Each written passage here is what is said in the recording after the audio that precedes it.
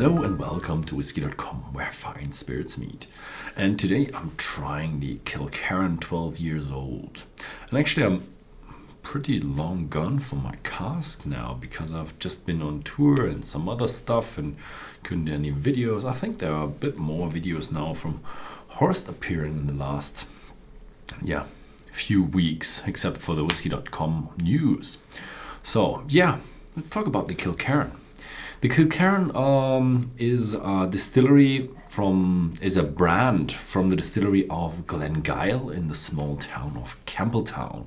Campbelltown is a very historic town that used to be the capital of whiskey making, with tons and tons of distillery in that small city, and there were even more brands of blended whiskey that were mixed within Campbelltown, and it was all over the world. And Campbelltown is on the peninsula that is west of Glasgow.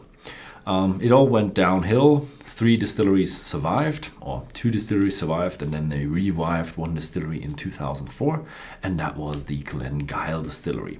The Glengyle Distillery is together with Springbank, and Springbank is one of the other distilleries that survived in Campbelltown, and they are very, very, very traditional with old style malting floors and no coloring, no chill filtering, and all that traditional stuff. Kilkerran is a bit more modern. They have a bit more modern equipment, but it's still done in the traditional way with the modern equipment. And as they started in 2012, and then 12 years later, that must have been something like 2016, and maybe they came out 2017 with the 12-year-old, and now it's here on my cask. And I do like it that it's such a nice whiskey, and it's basically a different style Springbank with pretty much the same quality, but with a bit of a less price. So I would say, it's kind of from the stats, it would classify as a bit of a hidden gem because it's not well known, but it's done by people who really do know what they are doing. And let's have a look at if this is really good quality. And it's what's in there is 46% ABV Scotch single malt whiskey, and 46% because they don't want to do chill filtering, but they also don't want to have the cloudiness for all the people who enjoy it with ice, and therefore they have a bit more ABV in there. Also, just 46% ABV, you can just fiddle around more with water. When you add water to the whiskey, you can open it and have much more flavors in there. And 46% just gives you a bit more room to play with that water, with the amount of water.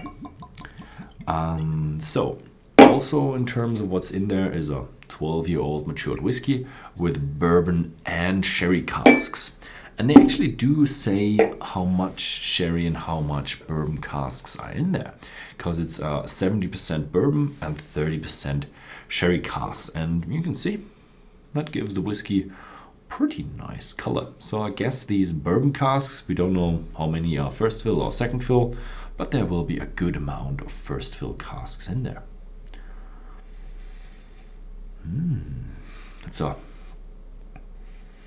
It's a lovely bourbon style whiskey with vanilla,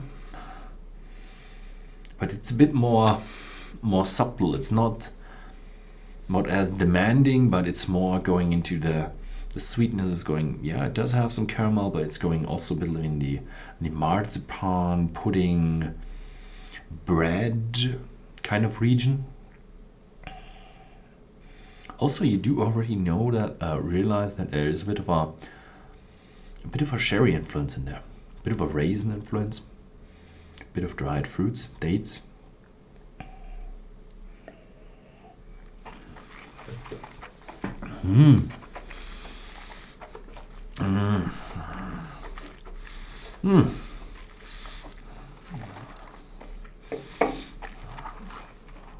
Wow.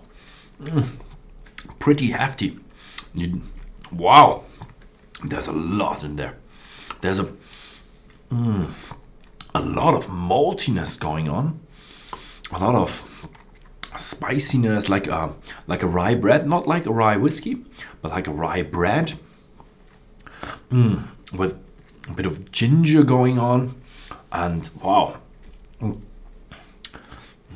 would have expected much more lighter, subtle whiskey. Now, when you get hit by the intensity, now it just fades off. You have a stickiness, you have a bit of butterscotch, you have a bit of caramel, vanilla, but in the end, you get hit by quite a lot of intensity, and even you could also argue it's a bit of a oak style there that's coming on.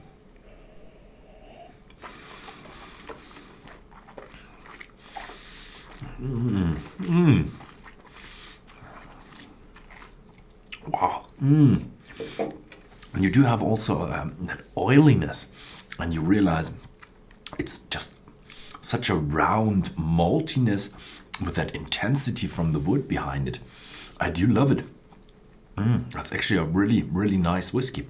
And the beauty about this is it's not that of a well-known brand, so it's not that expensive. Also, a bit more hard to find if you have to look for it in local shops or something like that. So if you see a Kilkerran on the shelf and you have a spare $40-50 or something like that, then you might as well give it a try. I think there are a few non-age statements out there, but as the distillery is getting older, we will see more of the older expressions coming up. When we calculate from 2004, when they started distilling, then we have 2019, then it's already 15 years old. So maybe next year or year after, we may see a 16-year-old expression coming around. So I love that. It's a bit of I would say it's a bit of a hidden gem. So it's not, wow, very, very old whiskey, but in the 12-year-old category, it doesn't have to hide. And I would say compared to the others in terms of quality, it's a bit underrated. Yeah. Thank you very much for watching, and see you next time.